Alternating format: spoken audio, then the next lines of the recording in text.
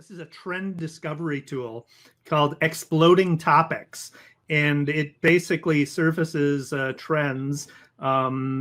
Just a website, you go to it and see what's trending. It's based on search data, but tracks trends anywhere from 1 month to 15 years. So you can choose the time frame in which the data is included, and it displays a graph, monthly search average, percentage of growth.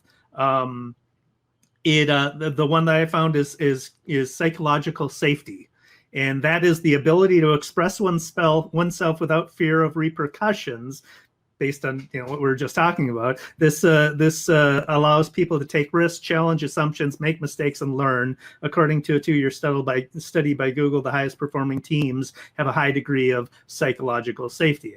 Same thing applies with online debates.